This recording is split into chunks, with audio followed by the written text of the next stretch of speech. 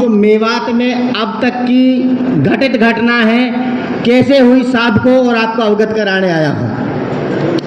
अब ये मूल निवासी जाग चुका है बीते दिन गुमराही के। अब ये मूल निवासी जाग चुका है बीते दिन गुमराही के।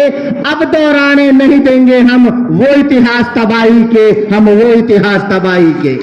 साथियों, मेवात की वीर भूमि पर वामन मेश्राम साहब के जब कदम पड़ने शुरू हुए तो 2018 में दीन बचाओ दस्तूर बचाओ अभियान के तहत एक बड़ी जनसभा का आयोजन हुआ और वहां हमारे आदर्श, हमारे राष्ट्रीय अध्यक्ष बामसेप के अंतर्राष्ट्रीय अध्यक्ष वामन मेश्राम साहब जी तशरीफ लाए तो संघ परिवार को मिर्ची लगी और उन्होंने अपनी गतिविधियां और मेवात में तेज करनी शुरू की।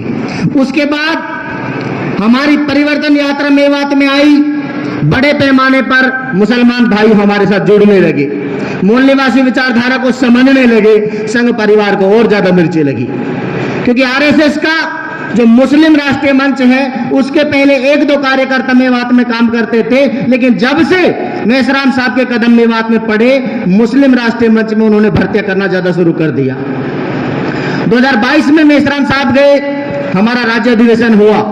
मेवात में जो घटना घटी, आखिर घटी क्यों, उसके बारे में मैं आपको बताने का प्रयास कर रहा हूं। 1 जून 2020 को भारत के प्रिंट मीडिया ने, इस ब्राह्मणवादी मीडिया ने एक खबर चलाई कि मेवात बना दलितों के लिए कब्रिस्तान। हमने सोशल मीडिया पर खड़ा होकर उसका बाइकाट किया कि हम मेवात में पूरे भारत से ज्यादा सुरक्षित हैं। जो मेवात का एससी है, मैं यकीन के साथ कह रहा हूं, उसका जो सामाजिक स्टैंडर्ड है तमाम भारत के एससीओ से ज्यादा मजबूत है। तमाम एससीओ के जो नाते हैं वो दादा के हैं, सारा गांव उनको दादा कहता है, मेवात में अकेला। उसके बाद में इन्होंने खबर चलाई और रिपोर्ट को बनाने वाले लोग थे कर्नल जीडी बख्शी, स्वामी धर्मदेव हरिमंदिर आश्रम पटौदी, एक हमारा सुल्तान वाल्मीकि नाम का कोई साथी उन्होंने ले लिया अपने बहकावे में, और एक कोई जस्टिस पवन है। उन्होंने एक बंद कमरे में बैठकर रिपोर्ट बनाई कि मेवात से 103 गांव हिंदू विहीन हो गए। और जब उस रिपोर्ट को हमने पूछा कि रिपोर्ट दीजिए, नाम बताइए कौन कौन से गांव हिंदू विहीन हुए हैं, तो पहले नंबर का गांव बताया था नूह के पास खेड़ला गांव। और नूह के पास जो खेड़ला गांव था उसमें जो सरपंच था उस रिपोर्ट आने के समय वो मंकेश वाल्मीकि था, एससी का आदमी सरपंच था।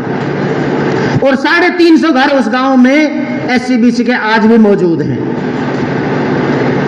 फिरोजपुर नमक, सलम्बा, चनैनी, पता नहीं ऐसे ऐसे गांवों के नाम ले जहां के हम खुद बासिंदे हैं कि उन गांवों में हिंदू विहीन हो गए। उस टाइम हिंदू मुसलमान का झगड़ा लगाने का प्रयास किया, लेकिन बामसेप की जो टीम है, बहुजन क्रांति मोर्चा की जो टीम है, इतनी मजबूत है मेवात में कि आरएसएस के लोग हमारे सामने खड़े होने की हिम्मत नहीं रखते। और उनका उस प्रोग्राम को भी हमने फेल किया। मनोहर लाल खट्टर हरियाणा के मुख्यमंत्री को 12 जून 2020 को नूह में आना पड़ा और उन्होंने कहा कि हम बामसेप के लोगों से मिलना चाहते हैं। तो उनके जब द्वारा मैसेज हमें मिला कि मेश्राम क्या नाम है आपसे, बामसेप के लोगों से मनोहर लाल खट्टर जी मिलना चाहते हैं। मैंने कहा कहाँ मिलना चाहते हैं, कि जी वो आपको सर्किट हाउस में बुलाएंगे।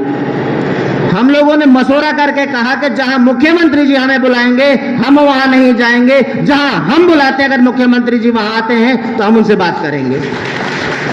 हमने अपनी शर्त रखी कि हम नूह के पार्क में बैठते हैं, वहां अगर मुख्यमंत्री जी हमसे वार्तालाप करना चाहते हैं तो आ सकते हैं, वेलकम है। हम वहां नहीं गए, मुख्यमंत्री जी वहां नहीं आए, उनका वो प्रोग्राम भी फ्लॉप हो गया। अब साथियों, जो धार्मिक यात्रा ये दिखा रहे हैं, ये धार्मिक यात्रा मान्यवर सिर्फ 3 साल पहले शुरू हुई है।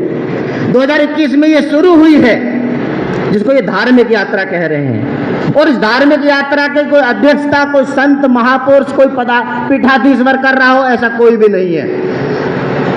वीएचपी के लोगों के द्वारा ये प्रायोजित प्रोग्राम है। तो उस यात्रा में जब पहली बार 2021 में यात्रा आई, उसमें जो मंदिर है नल्हड़ में, उस मंदिर के सामने एक पीर बाबा का मजहार है।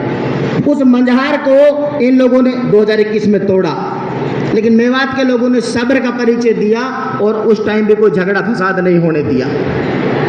अब जब ये यात्रा आई है तो ये यात्रा आने से पहले वो लोग वीडियो बनाकर डालते हैं कि तुम्हारा जीजा आ रहा है, स्वागत नहीं करोगे।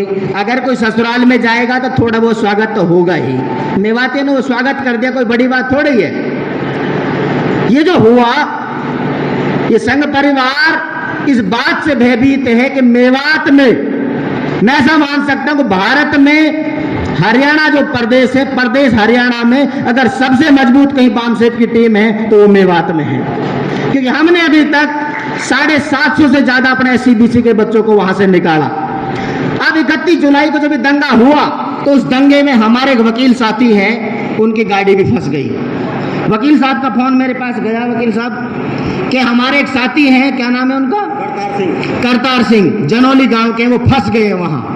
मेरा उनसे मैंने बात की, वकील साहब कैसे फंस गए, कि ऐसे ऐसे मामला हुआ है। और मैंने कहा आप वहीं सुरक्षित रहे, मैं लेने गया उनको।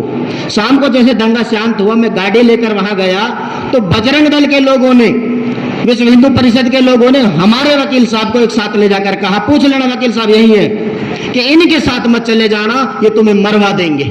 है वकील साहब, करतार जी यहाँ हैं कहीं? करतार जी ऐसा ही जो इसमें बता रहा हूं, ये करतार जी है। मैंने कहा कि जितनी भी गाड़ी आपके साथ है आप मेरे साथ लेकर चलिए, मेवात के आदमी आपके तरफ उंगली उठा के नहीं देख सकते। क्या ऐसा नहीं हुआ? 5-7 गाड़ी आपके साथ आई। मेवात के लोगों ने, जो लोग हमारे SC/BC के वहां पहुंचे, इनके बहकावे में आकर अपने घरों में पनाह दी और उनके गंतव्य तक पहुंचाया। साथियों, ये एपिसोड हिंदू मुसलमान का मामला नहीं है, ये हमारे SC के लोगों को, हमारे OBC के लोगों को, उन्हीं के OBC के जो मुसलमान भाई उनसे लड़ाने का प्रोग्राम है। प्रोग्राम का मैंने आपको कारण बता दिया है, निवारण साहब बताएंगे। इन्हीं शब्दों के साथ में एक बात कहकर अपनी बात को विराम करूंगा कि आसमान बेरंग है तो बेरंग ही सही। अगर ये आसमान बेरंग है तो बेरंग ही सही, और ये धरती अगर तंग है तो तंग ही सही। RSS वालों, हम अमन चाहते हैं, जंग नहीं। अगर तुम जंग चाहते हो तो फिर जंग ही सही, फिर जंग ही सही। जय मौलवासी, जय भारत।